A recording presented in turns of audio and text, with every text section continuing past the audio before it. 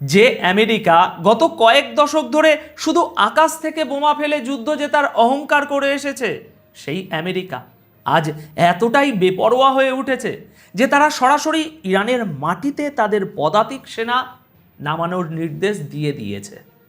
হ্যাঁ, ঠিকই শুনেছেন, ডোনাল্ড ট্রাম্প তার প্রেসিডেন্সির সবচেয়ে ভয়ঙ্কর, সবচেয়ে ঝুঁকিপূর্ণ জুয়াটি খেলে ফেলেছেন।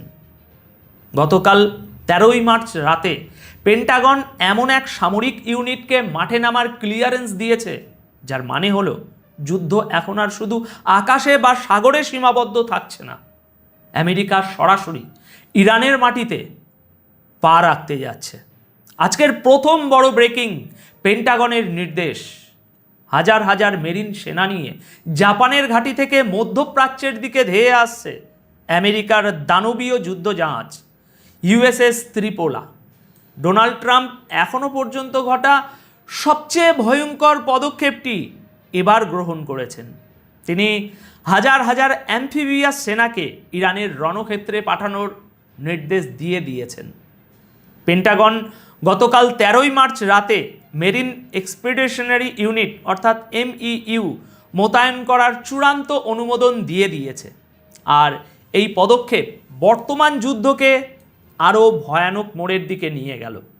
আজ 14ই মার্চ সকাল থেকেই এই খবরটি সারা বিশ্বের সংবাদপত্রের হেডলাইন হয়ে দাঁড়িয়েছে। প্রিয় দর্শক, যুদ্ধক্ষেত্রে অ্যাম্ফিবিয়াস মেরিন ইউনিটের মানে হলো এমন এক সেনাবাহিনী যাদের জল এবং স্থল উভয় জায়গাতেই লড়াই করার অসাধারণ দক্ষতা রয়েছে।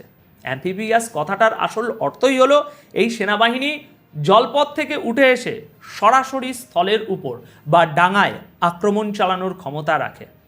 যেমন ধরুন, অ্যাম্ফিবিয়াস প্রাণী বলতে আমরা কুমির, ব্যাং, কচ্ছপ বুঝি, যারা জলেও থাকে আবার ডাঙাতেও অনায়াসে চলে আসে।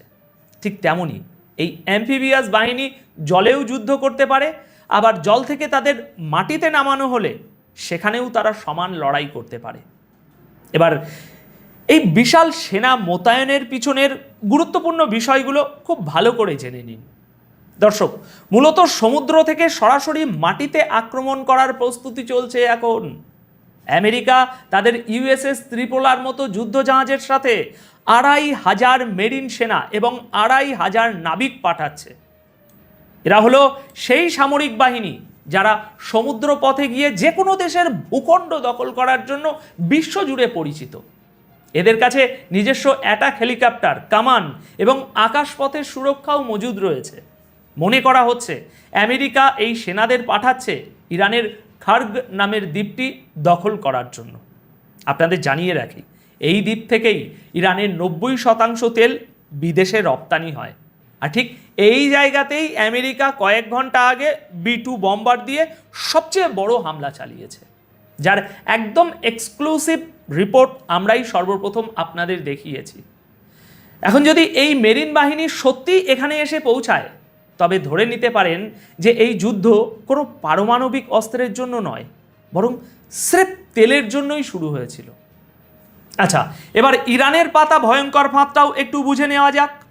দর্শক, স্ট্রেট অফ হরমুজ হলো মাত্র 21 মাইল চওড়া একটা সমুদ্রপথ, কিন্তু এখানেই ইরান বিশ্বের সবচেয়ে দুর্ভেদ্য এবং বিশেষ কোস্টাল ডিফেন্স নেটওয়ার্ক তৈরি করে রেখেছে। সেখানে হাজার হাজার ইরানি মিসাইল, সমুদ্রে পাতা মাইন্স, সুসাইড বোট এবং ড্রোন মোতায়েন রয়েছে। এই দিক থেকে বিবেচনা করলে আমেরিকান মেরিনদের সেখানে পাঠানো আর তাদের সোজাসুজি মৃত্যুর মুখে ঠেলে দেওয়া দুটোই একদম সমান।